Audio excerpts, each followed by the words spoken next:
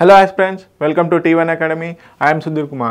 Friends, మనకు already తెలిసిందే కదా బడ్జెట్ 2025-26 సంబంధించి సెషన్ 1లో వచ్చేసి గ్రోత్ ఇంజన్స్కు సంబంధించినటువంటి 4 గ్రోత్ ఇంజన్స్ ఏవైతే ఉన్నాయో agriculture, MSME and investment and అలాగే వచ్చేసి ఎక్స్పోర్ట్కి సంబంధించి 4 గ్రోత్ ఇంజన్స్ ఉన్నాయి కదా. ఆల్రెడీ ప్రీవియస్ సెషన్లో మనము గ్రోత్ ఇంజన్స్ అయినటువంటి అగ్రికల్చర్ అండ్ ఎంఎస్ఎంఈ గురించి డిస్కస్ చేయడం జరిగింది.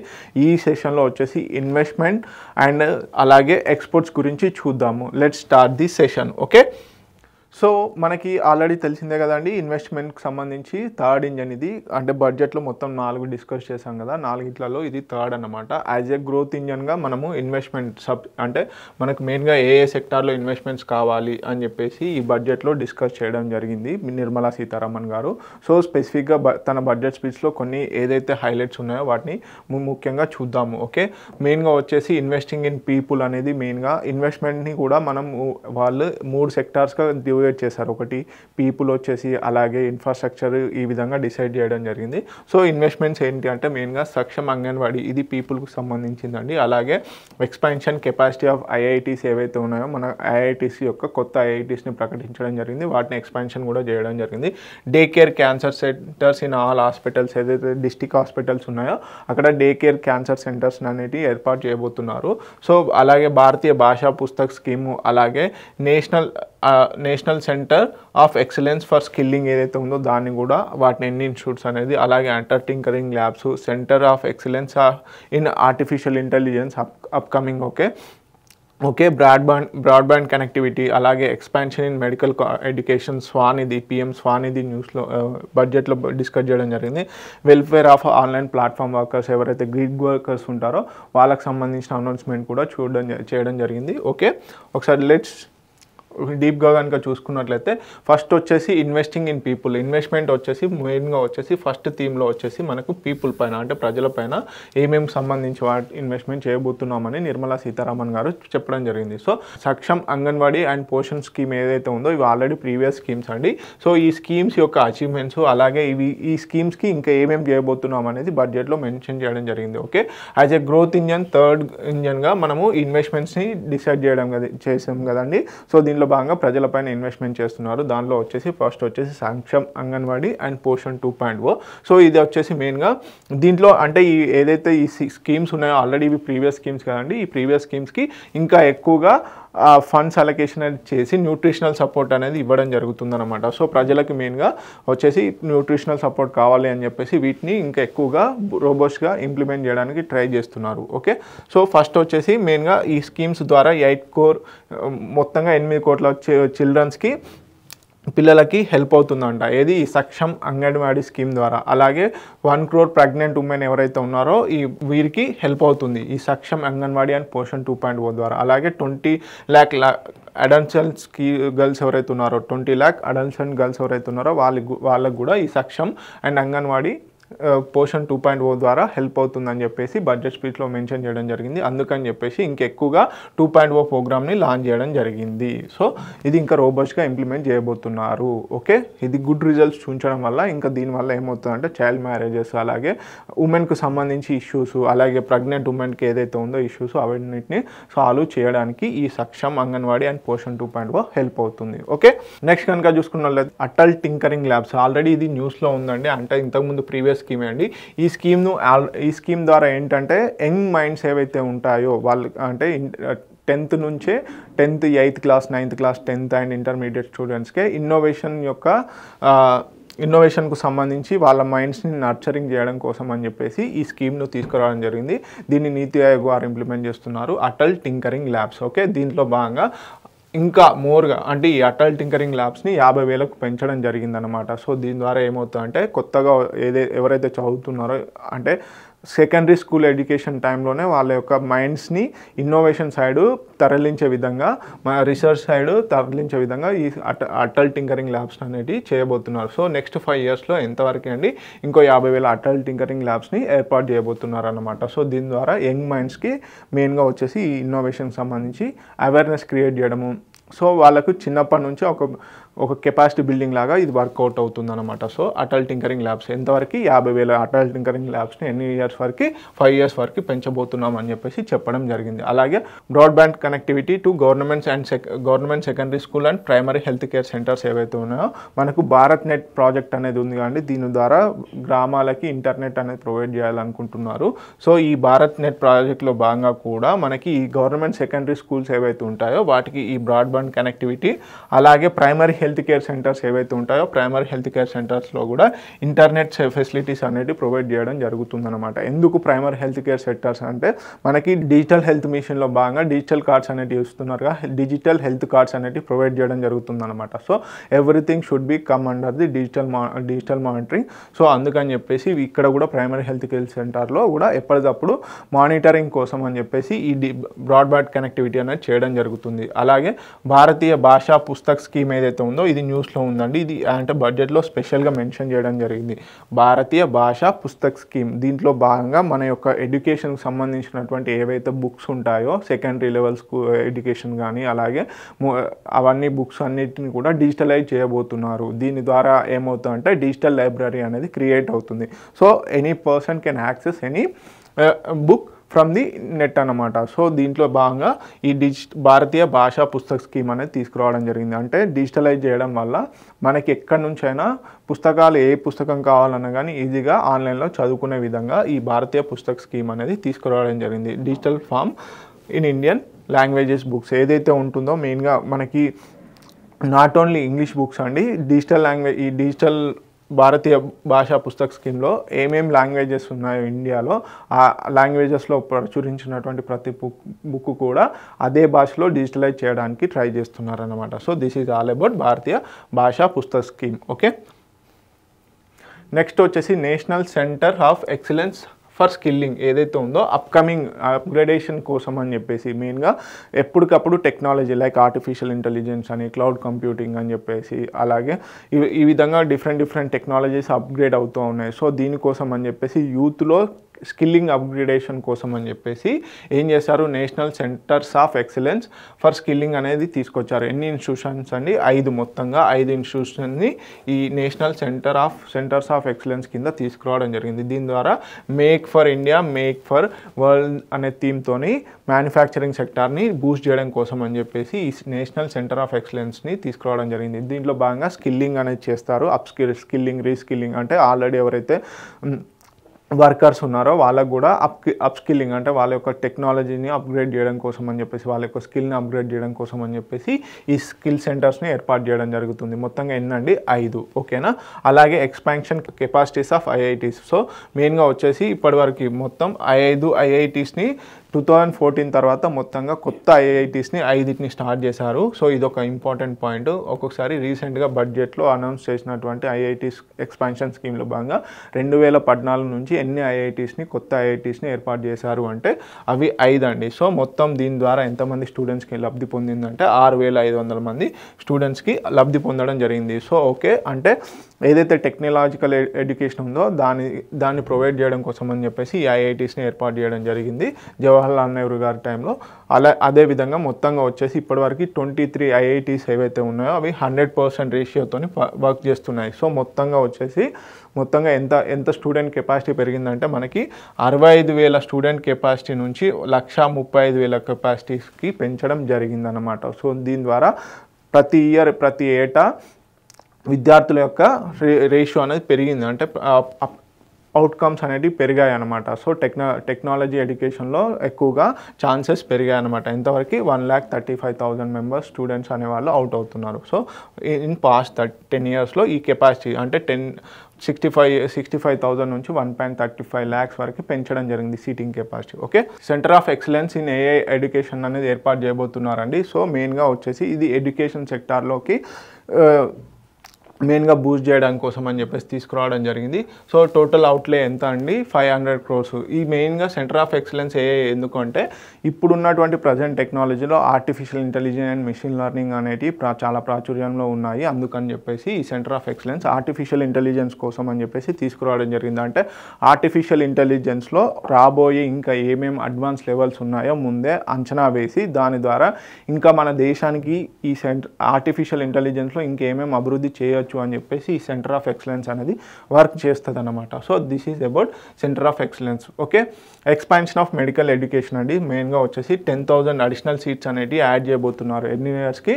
Next 5 years. నెక్స్ట్ 5 yearsకి వచ్చేసి రాబోయే 5 సంవత్సరాల్లో 10,000 మెడికల్ సీట్స్ అనేవి ఎక్స్పాన్షన్ చేయబోతున్నారు. సో దీని ద్వారా డాక్టర్స్ అండ్ పేషెంట్ రేషియో అనేది తగ్గిపోతూ ఉంటుంది అన్నమాట. సో దీని ద్వారా ఈజీగా ప్రతి ఒక్కరికి డాక్టర్ అవైలబిలిటీ అనేది ఈజీగా పెరుగుతుంది. So this is all about expansion of medical education. అలాగే డే కేర్ క్యాన్సర్ సెంటర్, దీన్ని బట్టి ఏంటంటే గవర్నమెంట్ వచ్చేసి క్యాన్సర్ ఫైటింగ్ మీద చాలా వరకు ఇంప్లిమెంట్ చేస్తుంది. ఏంటి అంటే ఈ క్యాన్సర్కి సంబంధించి తక్కువ చేయాలి, క్యాన్సర్ కేసెస్ని తక్కువ చేయాలి, క్యాన్సర్కి సంబంధించిన మరణాలు అనేవి తక్కువ చేయాలన్న ఉద్దేశంతో ఈ డే కేర్ క్యాన్సర్ సెంటర్స్ అనేవి అనౌన్స్ చేయడం జరిగింది. మనం కనుక గమనించినట్లయితే సర్వైకల్ క్యాన్సర్ గురించి కూడా ప్రీవియస్ బడ్జెట్లో మెన్షన్ చేయడం జరిగింది. అంటే దీని ద్వారా అవేర్నెస్ క్రియేట్ చేస్తున్నారు. క్యాన్సర్ కారకాలకు సంబంధించి కూడా అవేర్నెస్ అనేది క్రియేట్ చేయడం జరుగుతుంది ప్రతి బడ్జెట్లో. సో ఈ డే కేర్ క్యాన్సర్ సెంటర్స్ అనేవి మొత్తంగా డిస్టిక్ హాస్పిటల్స్ ఏవైతే ఉంటాయో ప్రతి డిస్టిక్ హాస్పిటల్లో కూడా ఈ డే కేర్ క్యాన్సర్ సెంటర్స్ అనేవి ఎస్టాబ్లిష్ చేయబోతున్నారు. ఎప్పటివరకు? నెక్స్ట్ 3 yearsలో మొత్తం. ఓకే, 200 centers ఇన్ 2025-26 కల్లా. ఓకే, నెక్స్ట్ 3 yearsలో ఎస్టాబ్లిష్ చేయబోతున్నారు. ఓకే, 2025-26లో వచ్చేసి మొత్తంగా 200, అంటే ఈ ఇయర్ గాను 200 centersలో అంటే 200 districtsలో ఈ డే కేర్ క్యాన్సర్ సెంటర్స్ అనేవి ఎస్టాబ్లిష్ చేయబోతున్నారు. అలాగే నెక్స్ట్ 3 yearsలో మొత్తం ఆల్ డిస్ట్రిక్ట్ హాస్పిటల్స్ ఏవైతే ఉంటాయో అందులో ఈ డే కేర్ క్యాన్సర్ సెంటర్స్ అనేవి ఎస్టాబ్లిష్ చేయబోతున్నారు. ఎందుకు అంటే ప్రస్తుత కాలంలో HIV AIDS కంటే మనకి ఈ క్యాన్సర్కి సంబంధించిన మరణాలే ఎక్కువగా ఉన్నాయి. సో అందుకని చెప్పేసి క్యాన్సర్ని అరికట్టడం కోసం అని చెప్పేసి సెంట్రల్ గవర్నమెంట్ ప్రతి బడ్జెట్లో క్యాన్సర్కి సంబంధించిన ఇనిషియేటివ్స్ అనేవి అనౌన్స్ చేయడం జరుగుతుంది. దీని ద్వారా ఏంటంటే క్యాన్సర్కి సంబంధించి అవేర్నెస్ క్రియేట్ అవుతుంది. ఓకే, నెక్స్ట్ వచ్చేసి strengthening urban livelihoods. Urban workers ఎవరైతే ఉంటారో వాళ్ళకు కూడా సోషియో ఎకనామిక్ అప్లిఫ్ట్మెంట్ కోసం అని చెప్పేసి కొన్ని స్కీమ్స్ అనేవి అనౌన్స్ చేయబోతున్నారు. సో దీని ద్వారా ఏమైతే ఈ అర్బన్ లైవ్లీహుడ్ స్ట్రెంథన్ చేయడం వల్ల వాళ్ళ యొక్క సోషల్ కండిషన్, సామాజిక కారణాలు కానీ ఇవన్నీ కూడా బెటర్ అవుతాయి. ఓకే, కారకాలు కానీ బెటర్ అవుతాయి. ఓకే, వాళ్ళ యొక్క లివింగ్ స్టాండర్డ్ కూడా బెటర్ అవుతుంది. నెక్స్ట్ వచ్చేసి PM స్వానిధి, అంటే స్ట్రీట్ వెండర్స్ ఆత్మనిర్భర్ నిధి ఏదైతే ఉందో ఈ స్కీమ్ అనేది మనకు కోవిడ్ తర్వాత మామూలుగా ఏదైతే రోడ్ల పైన పెట్టి స్ట్రీట్ వెండర్స్ ఉంటారు కదండి వాళ్ళకు సంబంధించిన స్కీమ్ అండి. వాళ్ళకు ఫైనాన్షియల్ అసిస్టెన్స్ ఇవ్వడం కోసం అని చెప్పేసి కోవిడ్ టైంలో అనౌన్స్ చేయడం జరిగిందనమాట. సో దీని ద్వారా మొత్తం 68 lakhs స్ట్రీట్ వెండర్స్, 68 లక్షల స్ట్రీట్ వెండర్స్ అనే వాళ్ళు ఇప్పటి వరకు బెనిఫిషియరీస్గా ఉన్నారనమాట. సో దీన్ని ఏం చేశారు, ఇప్పుడు అప్గ్రేడ్ చేశారు. ఏమని అప్గ్రేడ్ చేశారు అంటే క్రెడిట్ లిమిట్ అనేది 30,000 రూపీస్కి పెంచడం జరిగిందనమాట. 30,000 రూపీస్కి ఈ క్రెడిట్ లిమిట్ అనేది పెంచడం ద్వారా వాళ్ళకి లోన్స్ అనేది ఈజీగా అవైలబిలిటీ ఉంటుంది. సో ఈ లోన్స్ అవైలబిలిటీ ఉంటే వాళ్ళు ఇంకా ఎక్కువగా ఇన్వెస్ట్మెంట్ చేసి వాళ్ళ యొక్క లైవ్లీహుడ్ని ఇంకా ఇంప్రూవ్ చేసుకోవడానికి ఛాన్సెస్ ఉంటాయి అన్నమాట. So this is all about PM SVANidhi scheme. Okay, ఇది కోవిడ్ టైంలో లాంచ్ చేయడం జరిగింది. ఓకే, అలాగే ఇది స్ట్రీట్ వెండర్స్ ఎవరైతే ఉంటారో వీధి వ్యాపారులు వాళ్ళ కోసం చేయడం జరిగిందనమాట. సో ఇది ఒకసారి స్ట్రీట్ వెండర్స్ ఇది మెయిన్గా వచ్చేసి చాలా మట్టికి కొత్త స్కీమ్స్ కంటే పాత స్కీమ్స్ ఏవైతే బడ్జెట్లో మెన్షన్ చేశారో వాటిని ఒకసారి రివైజ్ చేయండి. ఎందుకు అంటే మళ్ళీ అడిగే ఛాన్సెస్ ఉంటాయి. ఇది ఓల్డ్ స్కీమ్ కదా, దీని గురించి అడిగే ఛాన్సెస్ ఉండవు కదా అని చెప్పేసి మీరు అనుకుంటారు, కానీ కాదండి. బడ్జెట్లో ప్రతిసారి బడ్జెట్లో కొన్ని పాత స్కీమ్స్ వస్తాయి, కొత్త స్కీమ్స్ వస్తున్నాయి. సో ఇప్పుడు ట్రెండింగ్ ఏంటంటే మామూలుగా కొత్త స్కీమ్స్ అడగకుండా పాత స్కీమ్స్ అడిగి రీసెంట్ బడ్జెట్లో ఏమేమి రిఫార్మ్స్ చేశారు అనేది కూడా క్వశ్చన్స్లో అడగడం జరుగుతుందన్నమాట. ఓకే, సో మెయిన్గా వచ్చేసి ఈ UPI లింక్డ్ క్రెడిట్ కార్డ్స్ అనేటివి ఇస్తున్నారు ఈ స్కీమ్లో, ప్రజెంట్ PM స్వానిధి స్కీమ్లో. దీని ద్వారా 30,000 లిమిట్స్తో ఉన్నటువంటి ఈ క్రెడిట్ కార్డ్స్ ఇవ్వడం వల్ల వాళ్ళకి ఏదైతే డైలీ నీడ్స్ ఉంటాయో వాటిని ఫుల్ఫిల్ చేసుకునేందుకు ఛాన్సెస్ ఉంటాయి. ఓకే, నెక్స్ట్ వచ్చేసి సోషల్ సెక్యూరిటీ స్కీమ్ అండి. ఇది మెయిన్గా ఆన్లైన్ వర్కర్స్ ఎవరైతే ఉంటారో, గిగ్ ఎకానమీ వర్కర్స్ ఎవరైతే ఉన్నారో, లైక్ స్విగ్గీ, జొమాటో, అలాగే జెప్టో, ఇప్పుడు ఉన్నాయి కదా ఓలా, ఊబర్, వీళ్ళకి యాక్చువల్గా వీళ్ళు ఆన్లైన్ ప్లాట్ఫామ్స్ అన్నమాట. వీళ్ళకి ఆన్లైన్ ప్లాట్ఫామ్స్లలో వర్క్ చేస్తున్నారు. సో వీళ్ళకి ఏంటంటే ఒక సోషల్ సెక్యూరిటీ అనేది ఉండడం లేదు. సో దానికి అనుగుణంగా వీళ్ళ యొక్క లైవ్లీహుడ్ను అప్లిఫ్ట్మెంట్ చేయడం కోసం అని చెప్పేసి వీళ్ళకి కూడా ఈ ఏదైతే గిగ్ వర్కర్స్ ఉన్నారో వాళ్ళకు కూడా టెంపరీగా వర్క్ చేసుకునే వాళ్ళకు కూడా ఈ సోషల్ సెక్యూరిటీస్, గవర్నమెంట్కి సంబంధించిన పిఎఫ్స్ కానీ ఇవన్నీ కూడా స్కీమ్స్ అనేవి అప్లికేబుల్ చేయడం కోసం అని చెప్పేసి ఈసారి బడ్జెట్లో మెన్షన్ చేయడం జరిగిందనమాట. ఓకే, అర్బన్ వర్కర్స్ ఎవరైతే ఉంటారో వాళ్ళందరినీ కూడా ఈ శ్రమ్ పోర్టల్లో రిజిస్టర్ చేసుకోమని చెప్పారు. సో ఈ శ్రమ్ పోర్టల్ అని చెప్పేసి అన్ఆర్గనైజ్డ్ వర్కర్స్ ఎవరైతే ఉంటారో, అన్ఆర్గనైజ్డ్ వర్కర్స్ సంబంధించిన రిజిస్ట్రేషన్ పోర్టల్ అండి.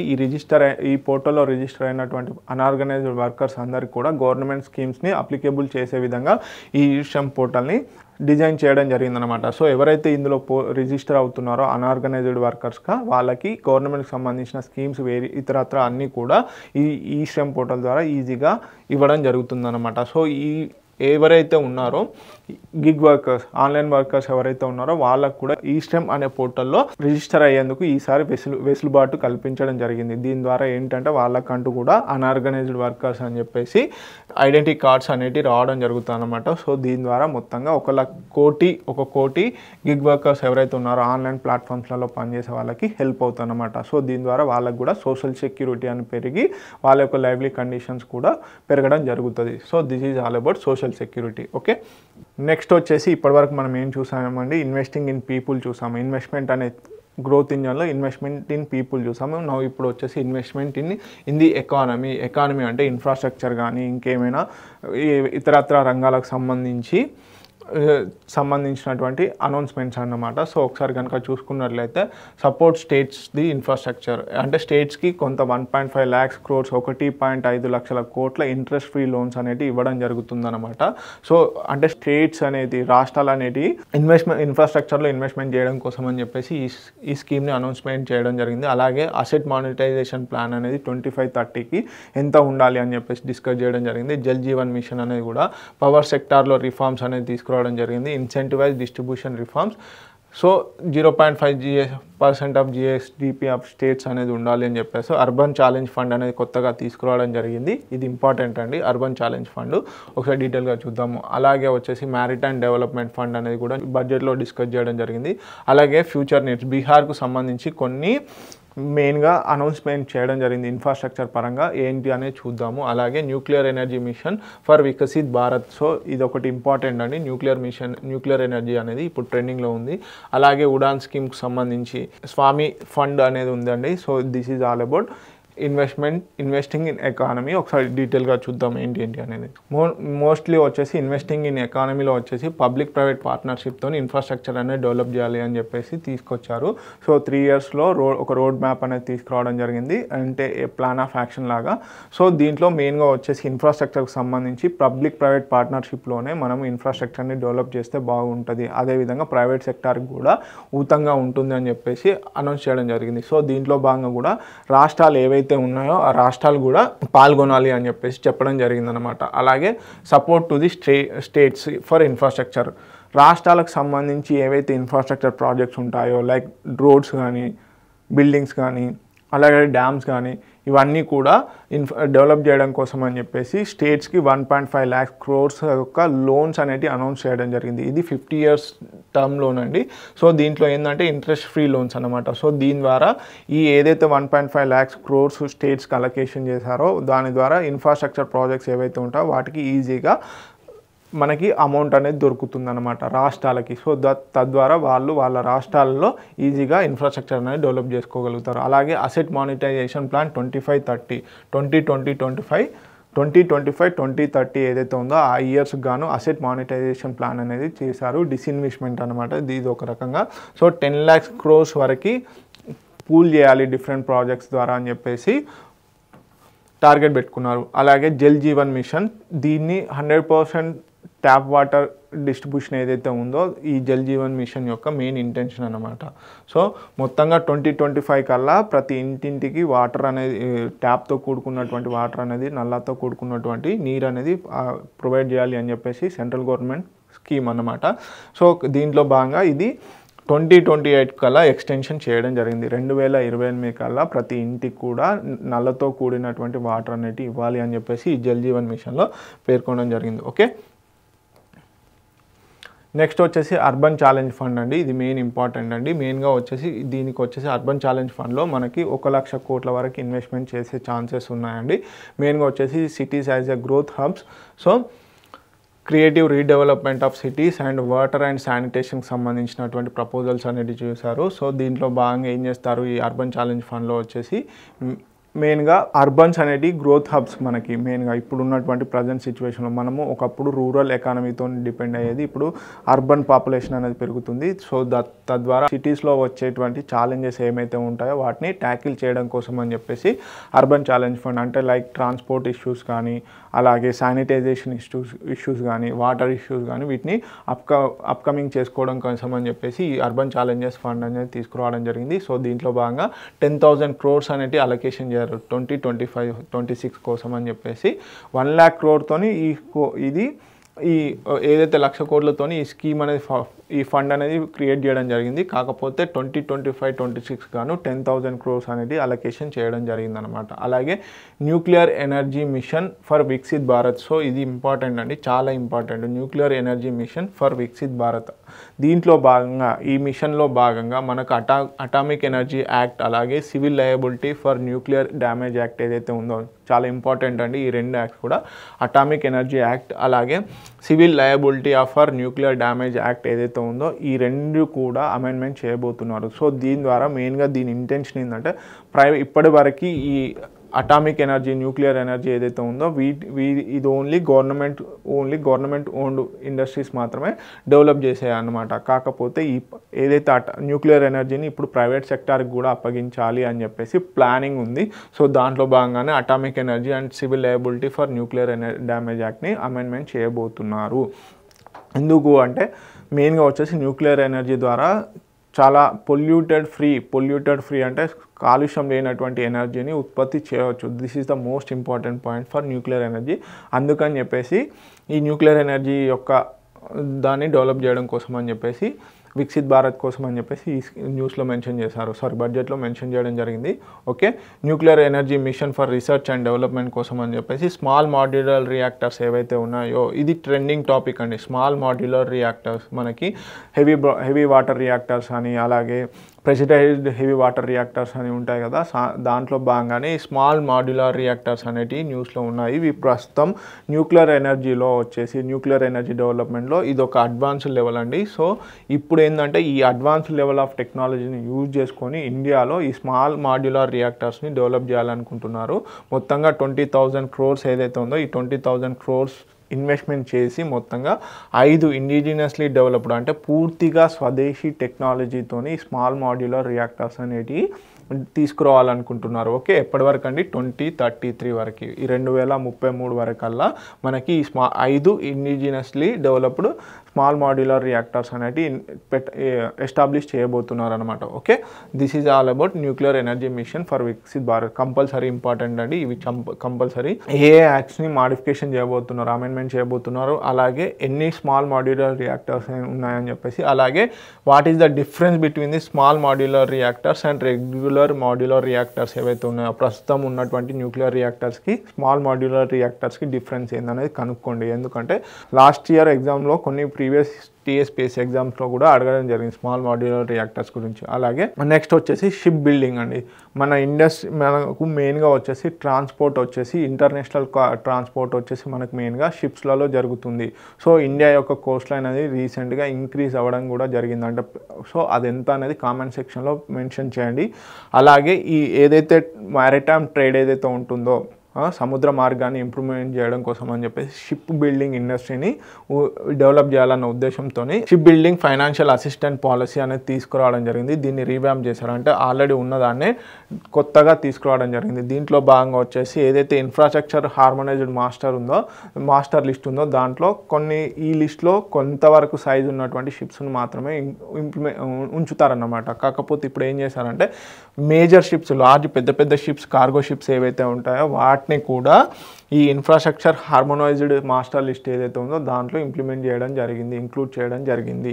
So this is all about ship building. So మెయిన్గా వచ్చేసి nuclear energy mission for Viksit Bharat అనేది చాలా ఇంపార్టెంట్. ఓకే, నెక్స్ట్ వచ్చేసి మ్యారిటైమ్ డెవలప్మెంట్ ఫండ్ అనేది ఉందండి బడ్జెట్లో దీని గురించి స్పెషల్గా మెన్షన్ చేయడం జరిగింది. కార్పస్గా మొత్తం 25,000 కోట్లని అనౌన్స్ చేయడం జరిగింది. కార్పస్ ఫండ్ అంటే ఏదైనా ఒక ప్రాజెక్ట్ని డెవలప్ చేయాలి అనుకున్నప్పుడు ఈ కార్పస్ ఫండ్లోకి వెళ్ళి తీసుకుంటారన్నమాట.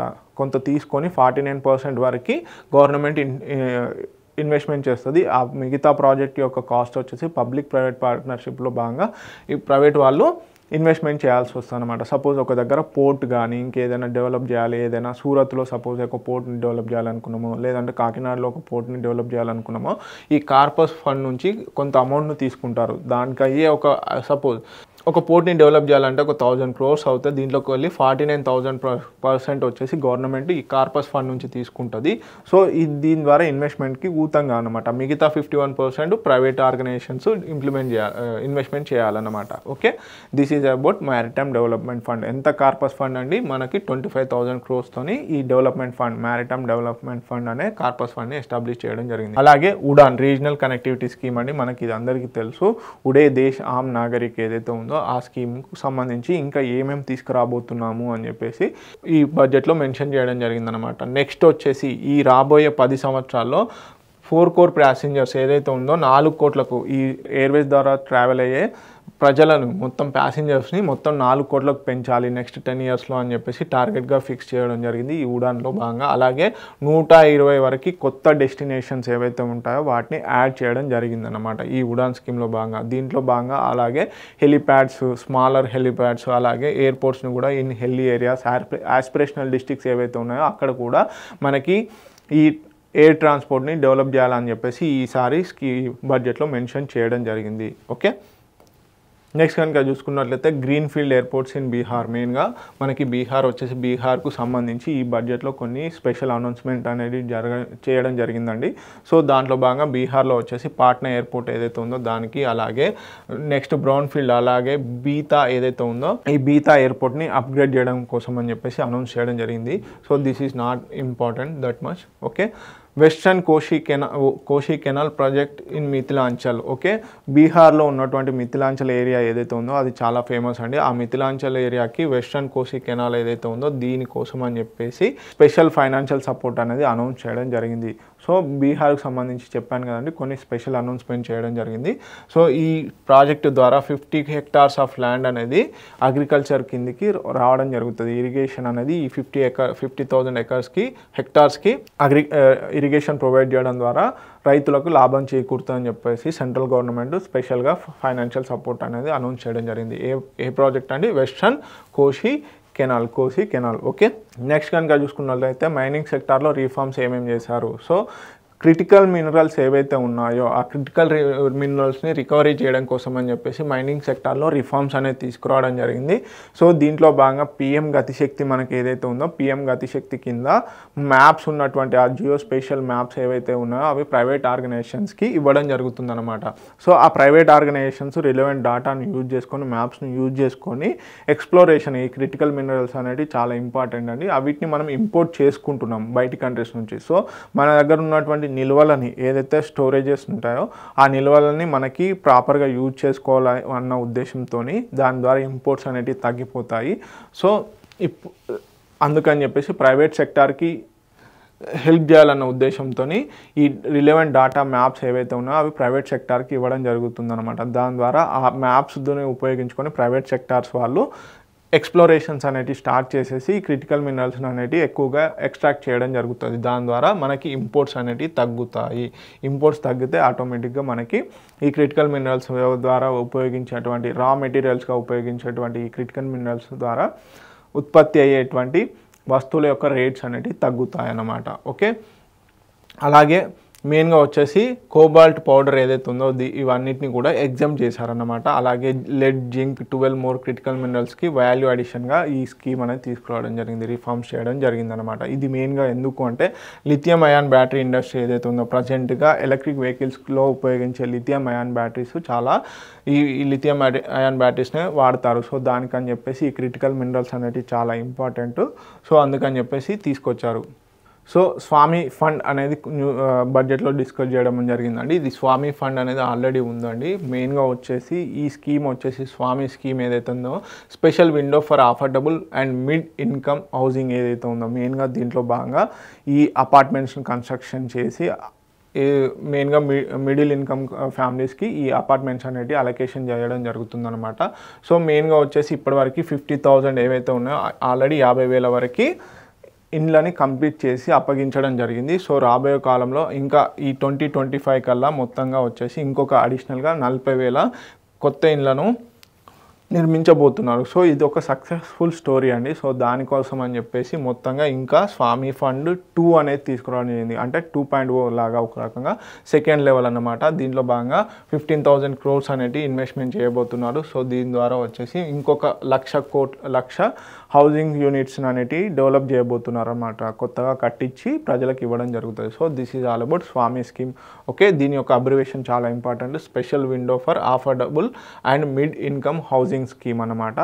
సో దీంట్లో భాగంగా మనకి ఈసారి బడ్జెట్లో 50,000 crores వరకు ఇన్వెస్ట్మెంట్ చేసేసి 1 lakh ఏదైతే ఉందో ఒక కొత్త 1,00,000 ఇళ్ళని నిర్మించబోతున్నారు. ఓకే, అలాగే నెక్స్ట్ కనుక చూసుకున్నట్లయితే టూరిజం సెక్టార్ అనేది చాలా ఇంపార్టెంట్ అండి. మనకి టూరిజంలో వచ్చేసి మొత్తం టాప్ 50 టూరిస్ట్ డెస్టినేషన్స్ని విత్ స్టేట్స్తోనే కొలాబరేట్ అయ్యి ఆ ఏరియాలలో టూరిజాన్ని డెవలప్ చేయాలని చెప్పేసి ఈ బడ్జెట్లో డిస్కస్ చేయడం జరిగిందనమాట. So states also given performance linked incentives. అంటే ఇప్పుడు ఏదైతే ఒక స్టేట్ ఉంది, ఇప్పుడు సపోజ్ ఏపీఏ తీసుకోండి, అక్కడ టూరిజంకి సంబంధించి ఏమైనా కొత్తగా తీసుకొస్తే అక్కడ పర్ఫార్మెన్స్ కనుక ఇంక్రీజ్ అవుతే వాళ్ళకి పర్ఫార్మెన్స్ బేస్డ్ ఇన్సెంటివ్స్ అనేవి ఇవ్వడం జరుగుతుంది. సో ఇంకెక్కువగా అలాగే ముద్రా లోన్స్ అనేటివి కూడా ఇవ్వడం జరుగుతుంది అన్నమాట దీంట్లో భాగంగా. Okay, and medical tourism and heal అనేది మెడికల్ టూరిజంకి ఇండియా ఒక రకంగా హబ్ అండి. సో అందుకని చెప్పేసి మెడికల్ టూరిజంని కూడా డెవలప్ చేయాలని చెప్పేసి ఇంకెక్కువగా డెవలప్ చేయాలని చెప్పేసి చూస్తున్నారు. So this is all about tourism sector. మెయిన్గా ఇన్వెస్ట్మెంట్ చేసి టాప్ 50 టూరిస్ట్ డెస్టినేషన్స్ ఏవైతే ఉన్నాయో వాటిలలో డెవలప్ చేసి మెయిన్గా స్టేట్స్కి పర్ఫార్మెన్స్ బేస్డ్ ఇన్సెంటివ్స్ ఇవ్వాలని చెప్పేసి ఈ బడ్జెట్లో మెన్షన్ చేయడం జరిగింది. నెక్స్ట్ వచ్చేసి ఇన్వెస్టింగ్ ఇన్ ఇన్నోవేషన్. చూసాం కానీ మనకి ఇన్వెస్ట్మెంట్ అనే గ్రోత్ ఇంజన్లో మనకు మొత్తంగా 3 ఉన్నాయి. ఒకటి వచ్చేసి investment in people, investment in economy, investment in innovation. People Saksham and anganwadi ఏదైతే ఉందో సక్షమ్ అంగన్వాడీ పోషణ అలా ఈ విధంగా ఉన్నాయి కదా.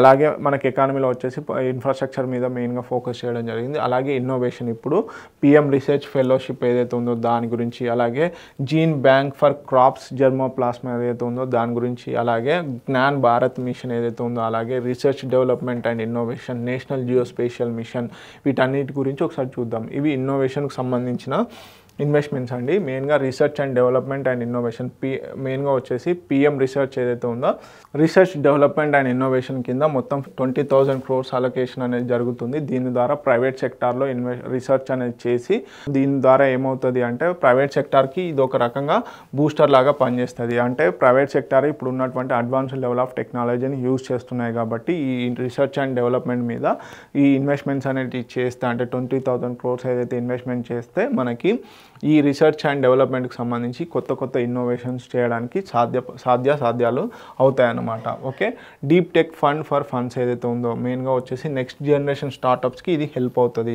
Upcoming startups like machine learning, ఏఐకి సంబంధించి ఇప్పుడు కొత్త స్టార్టప్స్ వస్తున్నాయి. మనకి స్పేస్ సెక్టార్లో ఏదైతే ఉందో స్పేస్ సెక్టార్లో అగ్నికుల్ ఉంది కదండి, అగ్నికుల్కు సంబంధించి ఇలా డీప్ టెక్నాలజీకి సంబంధించి ఫండ్ అనేది క్రియేట్ చేశారన్నమాట. సో దీని ద్వారా నెక్స్ట్ జనరేషన్ స్టార్టప్స్కి ఇది హెల్ప్ అవుతుంది. Okay, PM research fellowship next 5 ఇయర్స్లో వచ్చేసి పిఎం రీసెర్చ్ ఫెలోషిప్ అనేది మెయిన్గా వచ్చేసి ఏదైతే ఐఐటీస్లో ఐఏఎస్లో ఇండియన్ ఇన్స్టిట్యూట్ ఆఫ్ సైన్సెస్ ఉంది కదండి, దాంట్లో రీసెర్చ్కి సంబంధించి బూస్ట్ చేయడం కోసం అని చెప్పేసి మెయిన్గా వచ్చేసి పిహెచ్డి స్కాలర్స్ తర్వాత మనకు పీజీ తర్వాత ఎక్కువగా ఈ రీసెర్చ్ సైడ్ చూడకుండా జాబ్ ఓరియంటెడ్లో వెళ్తున్నారు. సో కాకపోతే రీసెర్చ్ సైడ్ కూడా ఇంకా ఎక్కువగా స్టూడెంట్స్ని అట్రాక్ట్ చేయడం కోసం అని చెప్పేసి పిఎం రీసెర్చ్ ఫెలోషిప్ అనేది లాంచ్ చేయడం జరిగింది. ఇది ప్రీవియస్ స్కీమే, కాకపోతే నెక్స్ట్ 5 ఇయర్స్లో ఎంతమంది వరకు అంటే 10,000 ఫెలోషిప్స్ని ఇంకా తీసుకురావాలి అని చెప్పేసి మెన్షన్ చేయడం జరిగింది. ఎవరెవరు ఎక్కడెక్కడండి ఐఐటీస్లో మెయిన్గా ఈ స్కీమ్ వచ్చేసి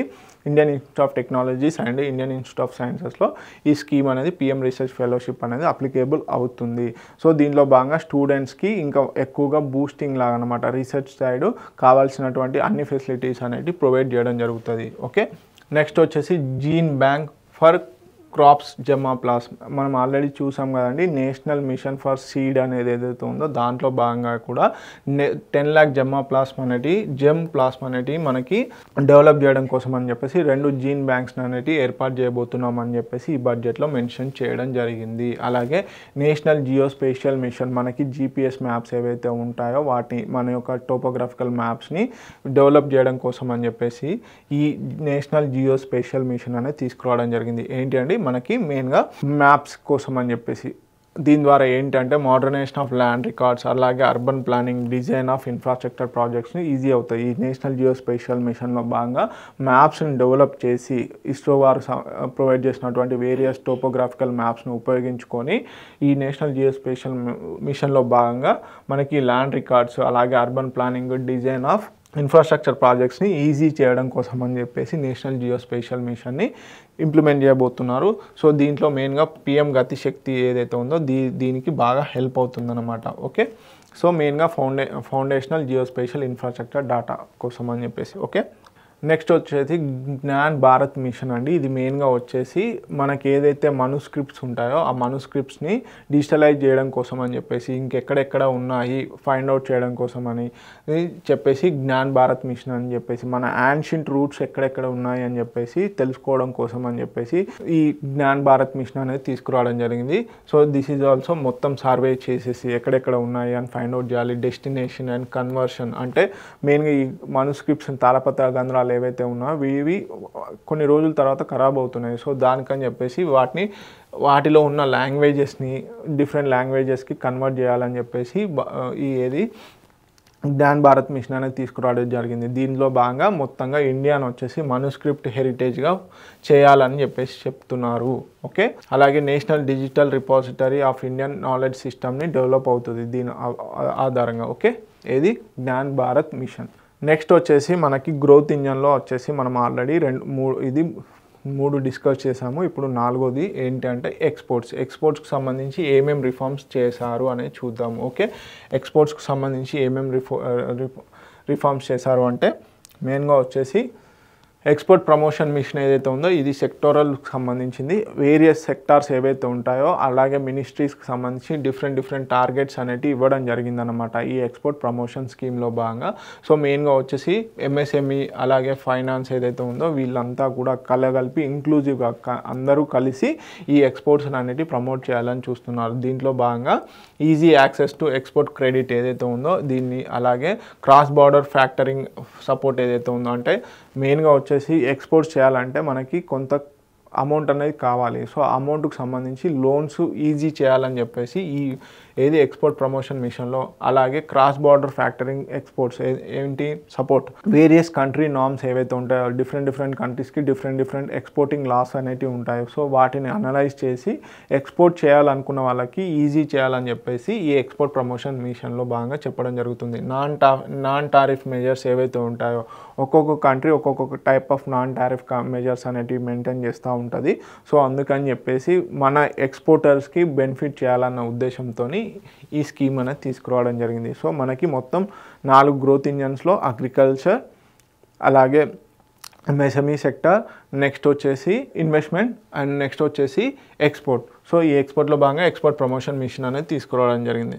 నెక్స్ట్ వచ్చేసి భారత్ ట్రేడ్ నెట్ అండి. ఇది చాలా ఇంపార్టెంట్. మొత్తంగా వచ్చేసి డిజిటల్ పబ్లిక్ ఇన్ఫ్రాస్ట్రక్చర్ని క్రియేట్ చేయాలనుకుంటున్నారు భారత్ ట్రేడ్ నెట్లో భాగంగా. ఈ భారత్ ట్రేడ్ నెట్ అనేది మెయిన్గా వచ్చేసి ఒక ఇంటర్నేషనల్ ట్రేడ్ ప్రాక్టీసెస్ కోసం అని చెప్పేసి ఒక యూనిఫైడ్ ప్లాట్ఫామ్ అండి. దీంట్లో ఏం చేస్తారు అంటే మెయిన్గా ఈ భారత్ ట్రేడ్ నెట్లో అన్ని కంట్రీస్కు సంబంధించినటువంటి ఇంటర్నేషనల్ ప్రాక్టీసెస్ అన్నిటిని కలిపి ఒక యూనిఫైడ్ ప్లాట్ఫామ్ని మన ఇండియాకంటూ ఒక యూనిఫైడ్ ప్లాట్ఫామ్ని తీసుకురావడం జరిగిందనమాట.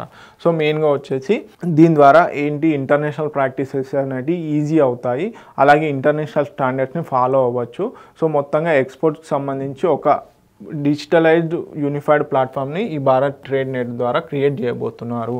సో భారత్ ట్రేడ్ నెట్ అనేది దేనికి సంబంధించిందంటే it is a unified platform and unique platform for Indian trade కోసం అని చెప్పేసి. ఓకే, ఇంటర్నేషనల్ ప్రాక్టీసెస్ అన్నిటిని కొలాబరేట్ చేసి ఒకే దగ్గరికి తీసుకొచ్చి ఏవి బెస్ట్ ప్రాక్టీసెస్ మన ఇండియా కండిషన్స్కి ఏది బాగుంటుంది అని ఈ డిజిటల్ ప్లాట్ఫామ్లో పెట్టి ఎక్స్పోర్ట్ ఎవరైతే చేస్తారో వాళ్ళకు ఒక ఈజీనెస్ని అనేది క్రియేట్ చేయబోతున్నారు. ఓకే, ఇంటర్నేషనల్ ప్రాక్టీసెస్ ద్వారా. ఓకే, నెక్స్ట్ కనుక చూసుకున్నట్లయితే నేషనల్ ఫ్రేమ్ ఫర్ జీసీసీ అంటే గల్ఫ్ కోఆపరేషన్ కౌన్సిల్ కాదండి, చాలామంది అనుకుంటారు.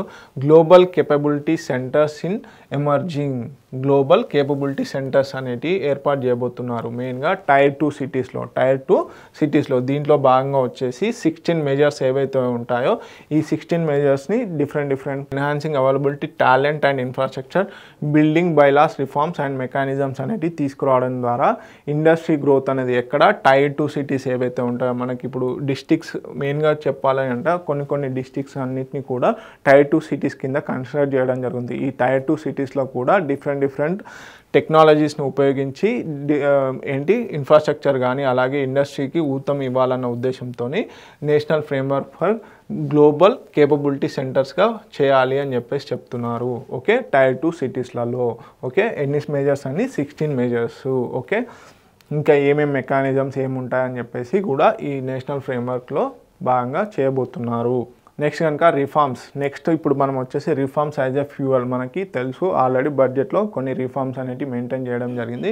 సో ఏంటి అంటే ఫైనాన్షియల్ సెక్టార్లో మెయిన్గా ఫస్ట్ వచ్చేసి రిఫార్మ్స్ అనేవి తీసుకురాబోతున్నారు.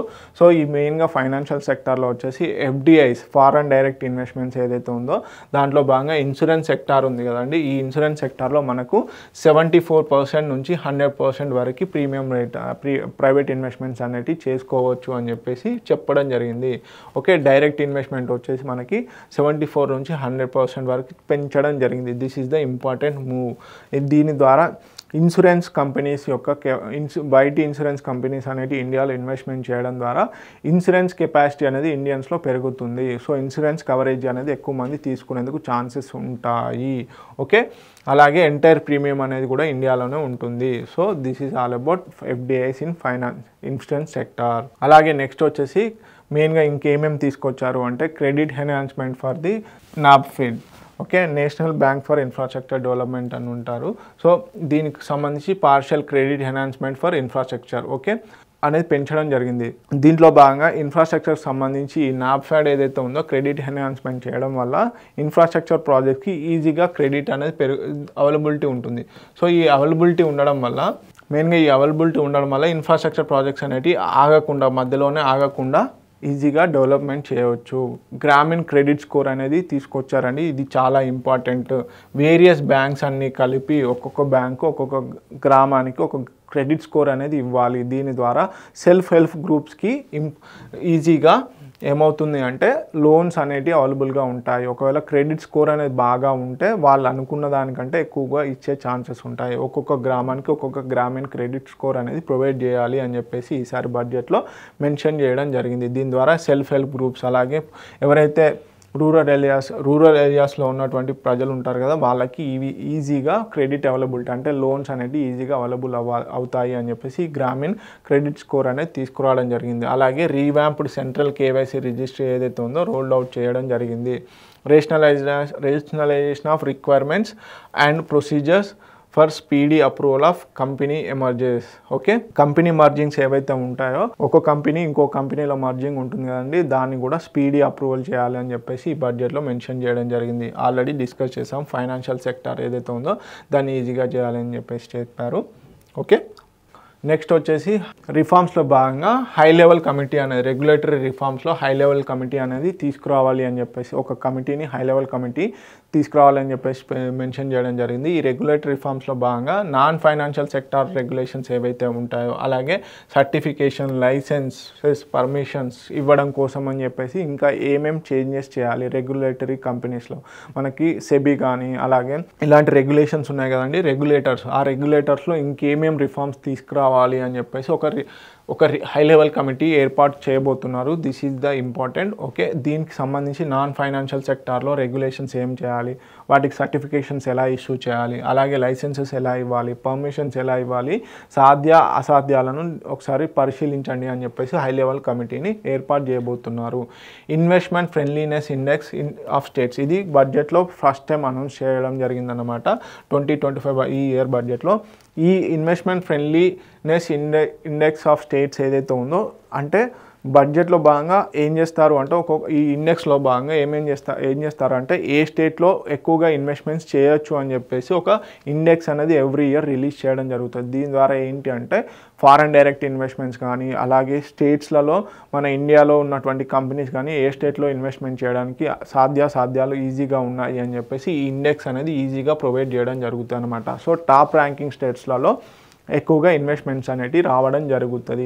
సో ఈ మెయిన్గా ఇది ఎందుకు తీసుకొచ్చారు అంటే కాంపిటేటివ్ కోఆపరేటివ్ ఫెడరలిజం, మెయిన్గా రెండు రాష్ట్రాల మధ్య వివిధ రాష్ట్రాల మధ్య కాంపిటేటివ్ స్పిరిట్ ఉండాలి, అలాగే కోఆపరేటివ్ స్పిరిట్ ఉండాలి అన్న ఉద్దేశంతో ఏది ఫ్రెండ్లీనెస్ ఇండెక్స్ అనేది ఇన్వెస్ట్మెంట్ ఫ్రెండ్లీనెస్ ఇండెక్స్ అనేది అనౌన్స్ చేయడం జరిగింది. అలాగే జన్ విశ్వాస్ బిల్ ఏదైతే ఉందో దీంట్లో మెయిన్గా ఈ జన్ విశ్వాస్ బిల్లో 100 ప్రొవిజన్స్ వరకు ఏదైతే ఉందో వేరియస్ లాస్లో డిఫరెంట్ లాసెస్లో ఉన్నటువంటి క్రిమినల్ లాస్ ఏవైతే ఉన్నాయో వాటిని డీక్రిమినలైజ్ చేశారు. సో దీని ద్వారా ఏమవుతుందంటే అన్నెసెసరీ బర్డెన్ ఆన్ లా అంటే చిన్న తప్పులకు కూడా ఎక్కువగా పెద్ద శిక్షలు ఉన్నాయి, వాటన్నిటిని కూడా మనకి కొలోనియల్ రూల్లో ఉండేవన్నమాట, వాటినన్నిటిని కూడా డీక్రిమినలైజ్ చేయడం జరిగింది. సో దీని ద్వారా ఏమవుతుందంటే లా ఎన్ఫోర్స్ మీద కొంచెం తక్కువ బర్డెన్ పడుతుంది. ఓకే, నెక్స్ట్ వచ్చేసి this is the important thing అండి.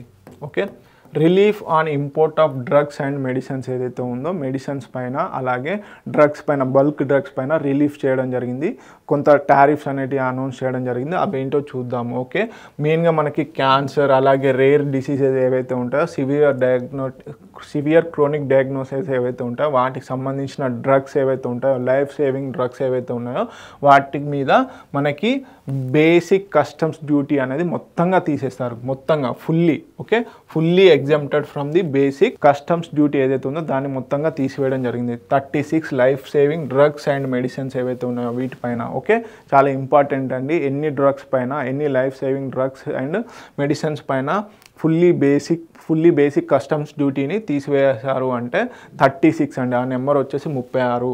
ఓకే, అలాగే నెక్స్ట్ వచ్చేసి ఇంకా 6 లైఫ్ సేవింగ్ మెడిసిన్స్ ఏవైతే ఉన్నాయో వాటికి concessional custom duty up to 5% వరకు చేయడం జరిగింది. కన్సెషనల్ కస్టమ్స్ డ్యూటీ వచ్చేసి 5% చేయడం జరిగింది. ఈ ఓన్లీ ఏదైతే fully exemption and concessional duty ఏదైతే ఉందో ఇవి కూడా మొత్తం బల్క్ డ్రగ్స్ కూడా ఏదైతే మ్యానుఫ్యాక్చరర్స్ ఉంటారో వాళ్ళకు కూడా చేయడం జరిగింది అన్నమాట. ఓకే, పేషెంట్ అసిస్టెన్స్ ప్రోగ్రామ్స్ కింద కూడా ఈ బేసిక్ కస్టమ్స్ డ్యూటీ ఏదైతే ఉందో అలాగే కన్సెషనల్ కస్టమ్ డ్యూటీ ఏదైతే ఉందో వీటిని కూడా అప్లికేబుల్ చేశారు. అలాగే 37 more medicines along with 13 new patient assistance programme కింద కూడా ఫ్రీ చేయడం జరిగింది. So this is the important point. Okay, ఏమేమి రిలీఫ్ చేశారు డ్రగ్స్కి అని చెప్పేసి అంటే బేసిక్ కస్టమ్ డ్యూటీ ఒకటి, concessional custom duty. Bulk drugs కూడా ఇంప్లిమెంట్ అవుతుంది. బల్క్ డ్రగ్స్ అంటే మనకి ఏంటంటే మెయిన్గా మ్యానుఫ్యాక్చరింగ్ కోసం ఏదైతే రా మెటీరియల్ ఉంటుందో దాన్ని బల్క్ డ్రగ్స్గా పేర్కొనడం జరుగుతుంది. సో బల్క్ డ్రగ్స్ కూడా ఇది చేయడం జరిగింది. ఓకే, నెక్స్ట్ వచ్చేసి అందరూ వెయిట్ చేస్తున్నటువంటిది ఏంటంటే ట్యాక్స్ ప్రపోజల్స్ ఏమేమి చేశారు, ఇండైరెక్ట్ ట్యాక్స్ ప్రపోజల్స్లో ఏమేమి చేంజెస్ చేశారు, అలాగే డైరెక్ట్ ట్యాక్స్ ప్రపోజల్స్ ఏమున్నాయి అని కనుక చూసుకున్నట్లయితే మనకు rationalisation of customs tariff structure, industrial growth కోసం ఏమేమి కస్టమ్ టారిఫ్స్ చేశారు. Okay, removal of 7 tariff rates ఏవైతే ఉన్నాయో 7 టారిఫ్ రేట్స్ని తీసివేయడం జరిగింది.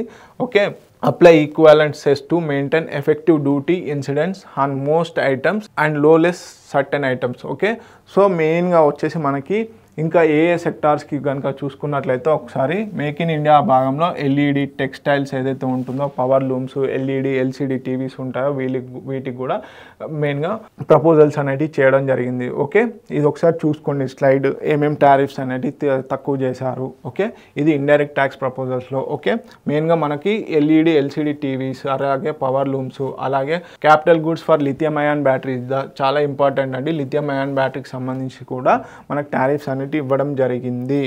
నెక్స్ట్ వచ్చేసి డైరెక్ట్ ట్యాక్సెస్ అండి. డైరెక్ట్ ట్యాక్సెస్లో మెయిన్గా వచ్చేసి మనకి పర్సనల్ ఇన్కమ్ ట్యాక్స్లో 12 lakhs వరకు ఇన్కమ్ ఉన్న వాళ్ళకి ఏంటి ట్యాక్స్ అనేది తక్కువ చేయడం జరిగింది. యాక్చువల్గా ట్యాక్స్ రేట్లో ట్యాక్స్ బేస్లో చేంజెస్ చేశారు. మెయిన్గా వచ్చేసి 12 lakhs వరకు జీరో ట్యాక్స్ అంటున్నారు. కాదండి, ట్యాక్స్ రేట్ అనేది ఉంది కానీ రీబేట్ చేస్తారు, మళ్ళీ రీఫండ్ చేయడం జరుగుతుంది. ట్యాక్స్ అనేది ఫైల్ చేయాల్సిందే కంపల్సరీ. సో మెయిన్గా వచ్చేసి అంటే 10% వరకు ఉంది. మనం ఒకసారి కనుక ఈ ట్యాక్సెస్ కనుక చూసుకున్నట్లయితే 0 నుంచి 4 లక్షల ఇన్కమ్ ఉన్న వాళ్ళకి జీరో ట్యాక్స్. ఓకే, ట్యాక్స్ అనేది లేదు, ట్యాక్స్ రేట్ అనేది. అలాగే 4 నుంచి 8 లక్షల మధ్య ఆదాయం ఉన్న వాళ్ళకి 5% ట్యాక్స్ ఉంది. అలాగే 8 నుంచి 12 lakhs మధ్యలో ఉన్న వాళ్ళకి మనకి 10% ఉంది. అలాగే 12 to 16% వచ్చేసి 12 to 12 lakhs ఉన్న వాళ్ళకి 15% ట్యాక్స్ రేట్ అనేది ఉంది. అలాగే 16 to 20 lakhs ఉన్న వాళ్ళకి 20% ట్యాక్స్ రేట్ అనేది ఉంది. 20 to 24 lakhs ఉన్న వాళ్ళకి 25% ట్యాక్స్ రేట్ అనేది ఉంది. అలాగే మోర్ దెన్ 24 lakhs ఎవరైతే ఉంటారో వాళ్ళకి 30% ట్యాక్స్ రేట్ అనేది ఉన్నది. ఈ ట్యాక్స్ రేట్స్ అనేది ట్యాక్స్ బేస్ అనేది చాలా ఇంపార్టెంట్. మొత్తంగా ఎన్ని ట్యాక్స్ బేసెస్ ఉన్నాయంటే 1 2 3 4 5 6 7. సో మొత్తం ఓవరాల్గా మనకి 7 ట్యాక్స్ బేసెస్ ఉన్నాయి. ట్యాక్స్ బేస్ అనేది 7గా ఉన్నాయి. ఓకే, 0 to 4 lakhs, అలాగే 4 to 8 lakhs, 8 to 12 lakhs, 12 to 16 lakhs, 16 to 20 lakhs, 20 to 24 lakhs, అలాగే 24 lakhs పైన ఉన్న వాళ్ళకి. సో ఈ ట్యాక్స్ రేట్స్ అనేవి చాలా ఇంపార్టెంట్. 0 నుంచి 30% వరకు ఉంది. మనకి యాక్చువల్గా ట్యాక్స్ రేట్స్ వచ్చేసి ఉంది 12 lakhs వరకు కూడా ట్యాక్స్ ఉంది. కాకపోతే మనకు వచ్చేసి మెయిన్గా ఈ 12 lakhsకి జీరో ట్యాక్స్ అనేది కాదండి. 12 lakhsకి 10% అనేది ఉంది. కాకపోతే ట్యాక్స్ రేట్ అనేది మనకి రీఫండ్ చేయడం జరుగుతుంది ఏదైతే మనం ట్యాక్స్ ఫైల్ చేస్తామో. ఓకే, నెక్స్ట్ కనుక చూసుకున్నట్లయితే టీడీఎస్ పైన కూడా మనకి మెయిన్గా కొంత కన్సెషన్ అనేది ఇవ్వడం జరిగింది ట్యాక్స్ డిడక్షన్ ఎట్ సోర్స్ పైన. ఓకే, సీనియర్ సిటిజన్స్కి దీని లిమిట్ వచ్చేసి 50,000 నుంచి 1 lakh చేయడం జరిగింది. ట్యాక్స్ డిడక్షన్ ఎట్ సోర్స్లో భాగంగా సీనియర్ సిటిజన్స్కి వచ్చేసి 50,000 నుంచి 1 lakh వరకు కన్సెషన్ చేయడం జరిగింది. అలాగే యాన్యువల్ లిమిట్ వచ్చేసి 2.4 lakhs నుంచి ఎంతవరకు పెంచడం జరిగింది, 6 lakhs పెంచడం జరిగింది. ట్యాక్స్ డిడక్షన్ ఎట్ సోర్స్లో భాగంగా సీనియర్ సిటిజన్స్కి వచ్చేసి 50,000 ఉంటే దాన్ని 1 lakh చేయడం జరిగింది. అలాగే యాన్యువల్ లిమిట్ వచ్చేసి 2.4 lakhs ఉంటే దాన్ని 6 lakhsకి చేయడం జరిగింది అనమాట. ఓకే, ఎంకరేజింగ్ వాలంటరీ కంప్లైంట్స్ ఏదైతే ఉందో దానికి కూడా ఊతంగా ప్రొవైడ్ చేయడం జరిగింది. రెడ్యూసింగ్ కంప్లైంట్స్ బర్డెన్ అయితే ఈసారి బడ్జెట్లో ఏం చేశారు, మెయిన్గా ట్యాక్స్కి సంబంధించి ఎవరైతే కొత్తగా స్మాల్ చారిటబుల్ ట్రస్ట్ ఇన్స్టిట్యూషన్స్ కొత్తగా ఎస్టాబ్లిష్ అయి ఉంటాయో 5 years తర్వాత వాళ్ళు ఈ కంప్లైంట్స్ అనేది చేయాలి, ట్యాక్స్ కంప్లైంట్స్ అనేది. కాకపోతే ఇప్పుడు 5 years నుంచి దాన్ని ఎంతవరకు పెంచారు అంటే 10 yearsకి పెంచడం జరిగింది. ట్యాక్స్ కంప్లైంట్స్ అనేది మనకి మెయిన్గా 5 years నుంచి 10 yearsకి ఎవరికి స్మాల్ చారిటబుల్ ఇన్స్టిట్యూషన్స్ ఎవరైతే ఉంటారో వాళ్ళు ఎస్టాబ్లిష్ చేసిన తర్వాత 5 yearsకి అనేది చేయాలి. కాకపోతే ఇప్పుడు అది 10 yearsకి పెంచడం జరిగింది. అలాగే వచ్చేసి tax certainly for electronics and manufacturing స్కీమ్స్కి అలాగే ఇవన్నీ చేయడం జరిగింది. Okay, extension of incorporation of 5 year స్టార్టప్స్కి కూడా మనకి ఇది ఎగ్జంప్షన్ చేయడం జరిగింది ఎంప్లాయ్మెంట్ అండ్ ఇన్వెస్ట్మెంట్లో భాగంగా. Okay, this is all about direct ట్యాక్స్కి సంబంధించి. మెయిన్గా వచ్చేసి స్కీమ్స్ చాలా ఇంపార్టెంట్, గ్రోత్ ఇంజన్స్ అలాగే రిఫార్మ్స్ ఏమేమి తీసుకొచ్చారు, మెయిన్గా మధ్యతరగతికి సంబంధించి ఇది ఒక చాలా ఇంపార్టెంట్ పాయింట్. ఓకే, నెక్స్ట్ వచ్చేసి ఇప్పుడు యాక్చువల్గా బడ్జెట్లో అంటే బడ్జెట్ డాక్యుమెంట్లో మనకి రూపీ వాల్యూ ఎలా వస్తుంది అంటే మన ఇన్కమ్ ఎలా వస్తుంది, అలాగే రూపీ అనేది ఎక్స్పెండిచర్ ఎలా చేస్తున్నారు అనేది చూద్దాము. అంటే ఇది ఎందుకు అంటే మనకి మెయిన్గా ప్రీవియస్ ఎగ్జామ్స్ కనుక గమనించినట్లయితే ఏ సెక్టార్ నుంచి ఎక్కువగా ఇన్కమ్ వస్తుంది, ఏ సెక్టార్ నుంచి ఇన్కమ్ తక్కువగా వస్తుంది అడిగిన ఛాన్సెస్ ఉన్నాయి. అలాగే ascending orders, chronological orders, descending orders అడగడం జరిగింది.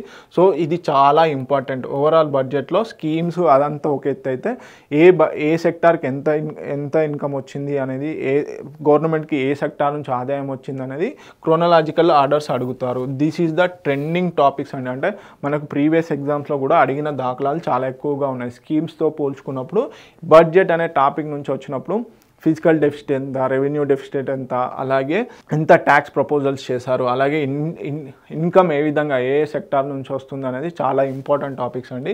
సో మెయిన్గా వచ్చేసి రూపీ ఇన్కమ్ అంటే మన బడ్జెట్లో ఈసారి ఎస్టిమేట్స్ ఎలా ఉన్నాయంటే ఇన్కమ్ ట్యాక్స్ నుంచి 22% ఆఫ్ ది ఇన్కమ్ సోర్స్ అనేది ఉంది. అంటే ఒక 100 రూపాయలు వస్తే దాంట్లో నుంచి 22 రూపాయలు మనకి ఇన్కమ్ ట్యాక్స్ నుంచి వస్తుంది. అలాగే యూనియన్ ఎక్సైజ్ డ్యూటీస్ ద్వారా 5% యూనియన్ ఎక్సైజ్ డ్యూటీస్ ద్వారా, అలాగే జిఎస్టీ అండ్ అదర్ ట్యాక్సెస్ ద్వారా 18% వస్తుంది.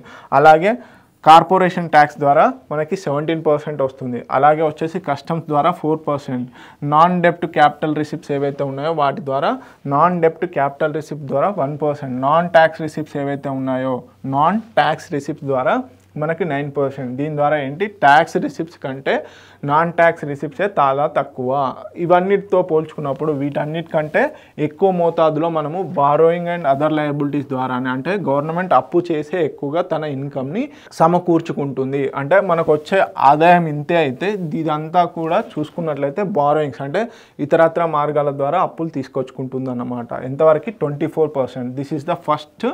Okay, this is the second. Okay, తర్వాత వచ్చేసి జిఎస్టీ అండ్ అదర్ ట్యాక్సెస్, తర్వాత వచ్చేసి కార్పొరేషన్ ట్యాక్సెస్. సో టాప్ 5 అనేది చాలా ఇంపార్టెంట్. అలాగే లీస్ట్ 1 ఏంటి, మనకి నాన్ డెప్ట్ క్యాపిటల్ రిసిప్ట్స్ ఏవైతే ఉన్నాయో అవి వచ్చేసి 1%. మరి రూపీ ఎక్స్పెండిచర్ ఎలా జరుగుతుంది అనేది చాలా ఇంపార్టెంట్ అని, మనకి ఎక్కడెక్కడ ఏ సెక్టార్లో మనకి ఇన్వెస్ట్మెంట్స్ అంటే ఎక్కువగా ఖర్చు అవుతుంది బడ్జెట్లో భాగంగా కనుక చూసుకున్నట్లయితే మేజర్ పోర్షన్ వచ్చేసి ఇంట్రెస్ట్ పేమెంట్స్లోనే వెళ్తుంది. మనం ఏదైతే ఇప్పుడు చూసాం కదా బారోయింగ్ అదర్ లయబిలిటీస్ ఏవైతే ఉన్నాయో వీటికే మనం ఇంట్రెస్ట్ పే చేయాలి తిరిగి. ప్రభుత్వం తెచ్చినటువంటి అప్పులకే ఇంట్రెస్ట్ ఏదైతే ఉందో అండ్ ఇంట్రెస్ట్ పేమెంట్స్ అండ్ ఏవైతే ఉన్నాయో వాటికే మనకి ఎంత 20% వరకు పోతుంది. అలాగే సెంట్రల్ సెక్టార్ స్కీమ్ ఏదైతే ఉందో ఎక్స్క్లూడింగ్ క్యాపిటల్ అవుట్లే ఏదైతే ఉందో డిఫెన్స్ అండ్ సబ్సిడీ ఉందో అది 16%గా ఉంది ఏది సెంట్రల్ సెక్టార్ స్కీమ్స్కి. నెక్స్ట్ వచ్చేసి మేజర్ సబ్సిడీస్ ఏవైతే ఉన్నాయో మేజర్ సబ్సిడీస్కి 6% వరకు వెయిటేజ్ వెళ్తుంది. అలాగే డిఫెన్స్ సెక్టార్కి వచ్చేసి 8% అనేది ఇవ్వడం జరిగింది. ఇవి క్రోనలాజికల్ ఆర్డర్స్ చాలా ఇంపార్టెంట్. ఎక్కువగా ప్రభుత్వం ఖర్చు చేసే ఖర్చులో ఎక్కువగా ఇంట్రెస్ట్ పేమెంట్స్కే వెళ్తుంది పెద్ద మొత్తంగా తీసుకొచ్చిన అప్పులకి. ఓకే, స్టేట్స్ షేర్ ఏదైతే ఉందో అది 22%గా ఉంది. ఇది సెకండ్ పొజిషన్లో ఉంది. స్టేట్స్కి మనం ఏదైతే ట్యాక్సెస్ డివాల్యూషన్ చేయాలి కదా ఫైనాన్స్ కమిషన్ రికమెండేషన్స్ ప్రకారము, సో అది సెకండ్ పొజిషన్లో ఉంది. ఫస్ట్ పొజిషన్ వచ్చేసి ఇంట్రెస్ట్ పేమెంట్స్, తర్వాత వచ్చేసి finance commission and other transfers ఏదైతే ఉందో 8%. అలాగే సెంట్రల్ స్పాన్సర్ స్కీమ్ ఏదైతే ఉందో 8%. సెంట్రల్ సెక్టార్ స్కీమ్స్ వేరు, ఇది కంప్లీట్గా central government schemes. Central sponsor scheme అంటే మనకి సెంట్రల్ గవర్నమెంట్ అలాగే స్టేట్ గవర్నమెంట్స్ రెండు కలిపి కూడా ఈ స్కీమ్స్ని ఇంప్లిమెంట్ చేయడం జరుగుతుంది. దాంట్లో భాగంగా 8% అనేది షేరు సెంట్రల్ గవర్నమెంట్ ఇస్తుంది. ఓకే, అదర్ ఎక్స్పెండిచర్ వచ్చేసి 8%. పెన్షన్స్ ద్వారా ఓన్లీ 4% వెళ్తుంది. సో దీంట్లో ఏ కేటగిరీకి లీస్ట్ అంటే మనకి పెన్షన్స్కి 4%. గవర్నమెంట్కి సంబంధించిన ఎక్స్పెండిచర్ మొత్తం 100 రూపాయలు ఖర్చు చేస్తే దాంట్లో 4 రూపాయలు మనకు పెన్షన్కే ఇస్తుంది. ఇంట్రెస్ట్ పేమెంట్ వచ్చేసి మనకు మొత్తంగా ఫస్ట్ ప్లేస్లో ఉంది. సెకండ్ ప్లేస్లో వచ్చేసి స్టేట్స్ షేర్ ఏదైతే ఉందో స్టేట్స్కి సంబంధించిన ట్యాక్సెస్ ఇవ్వాలి కదా షేర్స్, అవిట్లో సెకండ్ ప్లేస్లో ఉంది. ఓకే, ఈ ప్లేసెస్లో. అలాగే సెంట్రల్ సెక్టార్ స్కీమ్ వచ్చేసి థర్డ్ ప్లేస్లో ఉంది. సో ఇవి చాలా ఇంపార్టెంట్ క్రోనలాజికల్ ఆర్డర్స్. మనకి రూపీ ఎలా వస్తుంది అంటే గవర్నమెంట్ ఇన్కమ్ ఏ సెక్టార్స్ నుంచి వస్తుంది, అదేవిధంగా ఏ సెక్టార్లో ఎక్కువగా వెళ్తుంది తక్కువగా వెళ్తుంది అనేది చాలా ఇంపార్టెంట్. క్రోనలాజికల్ ఆర్డర్స్ కంపల్సరీ అడుగుతారు.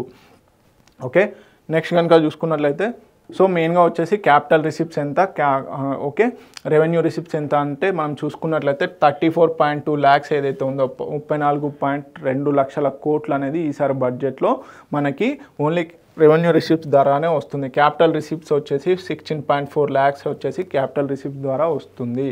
ఓకే, ఇవి చాలా ఇంపార్టెంట్. క్యాపిటల్ రిసిప్ట్స్ యొక్క ట్రెండ్స్, రెవెన్యూ రిసిప్ట్స్ యొక్క ట్రెండ్స్ అనేది చాలా ఇంపార్టెంట్. అలాగే ఎఫెక్టివ్ క్యాపిటల్ ఎక్స్పెండిచర్ ఎలా చేస్తున్నారు అనేది కనుక చూసుకున్నట్లయితే ఈసారి 15.5 lakhs crores అనేది ఉంది ఎఫెక్టివ్ క్యాపిటల్ ఎక్స్పెండిచర్.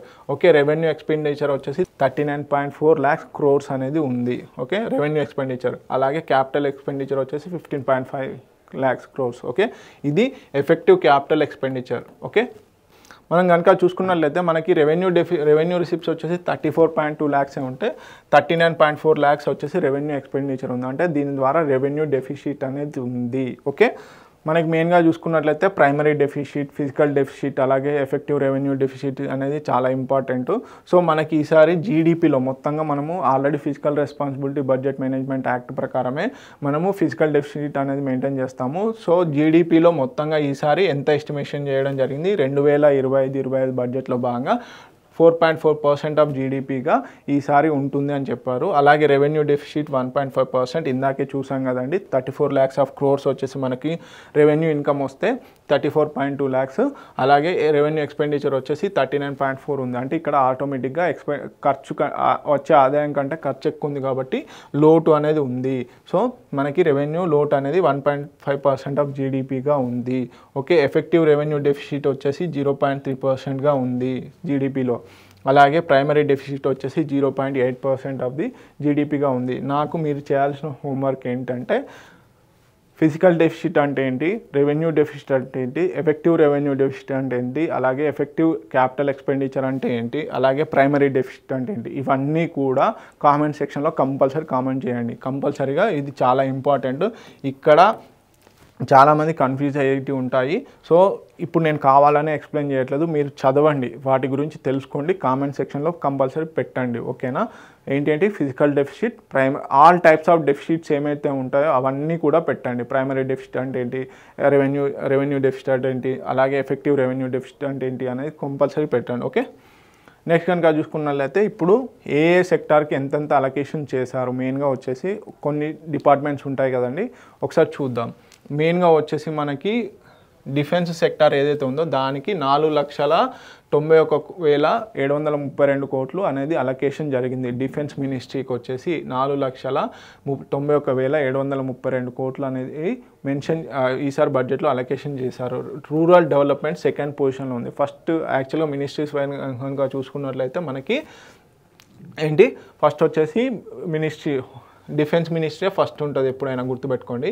సో తర్వాత వచ్చేసి రూరల్ డెవలప్మెంట్ వచ్చేసి 2,66,817 కోట్లు అనేది ఈసారి బడ్జెట్లో అనౌన్స్ చేయడం జరిగింది. అలాగే హోమ్ అఫేర్స్ ఏదైతే ఉందో దానికి 2,33,211 కోట్లు అనేది అనౌన్స్ చేయడం జరిగింది. అగ్రికల్చర్ అండ్ అలైడ్ సెక్టార్కి వచ్చేసి 1,71,437 కోట్లు అనేది అనౌన్స్ చేయడం జరిగింది. ఎడ్యుకేషన్కి వచ్చేసి ఈసారి 1,28,650 కోట్లు అనేది అనౌన్స్ చేయడం జరిగింది. హెల్త్ సెక్టార్కి వచ్చేసి 98,311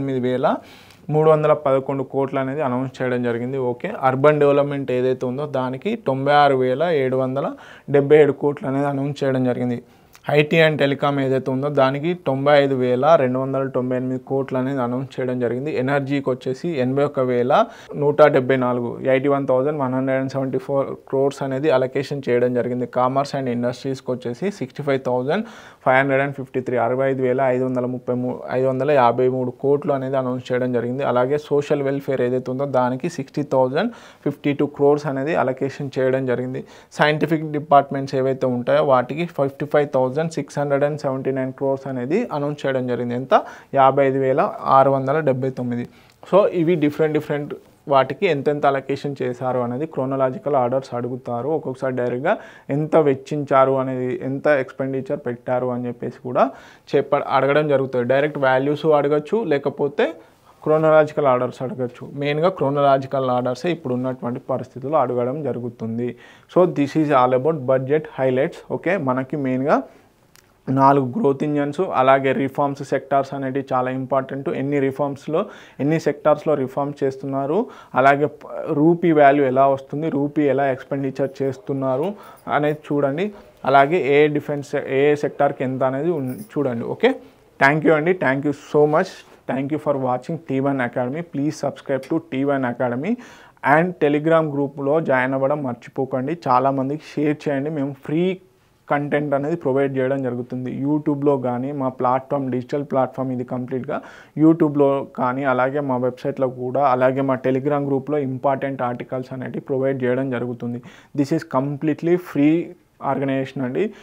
ఒక్క పైసా కూడా తీసుకోకుండా చెప్తున్నాము. మాకు కావాల్సింది ఒకే ఒక కాంట్రిబ్యూషన్, మాకు మీరు మీ ఫ్రెండ్ సర్కిల్లో షేర్ చేయడము, అలాగే టెలిగ్రామ్ గ్రూప్లో జాయిన్ అవ్వడం మర్చిపోకండి. ఎనీ ఇంపార్టెంట్ న్యూస్ ఉన్నా కానీ మేము టెలిగ్రామ్ గ్రూప్లో కంపల్సరీగా పోస్ట్ చేస్తున్నాము. అలాగే ప్రాక్టీస్ MCQs కూడా పోస్ట్ చేయడం జరుగుతుంది. టెలిగ్రామ్ గ్రూప్లో కంపల్సరీగా జాయిన్ అవ్వండి. So thank you so much.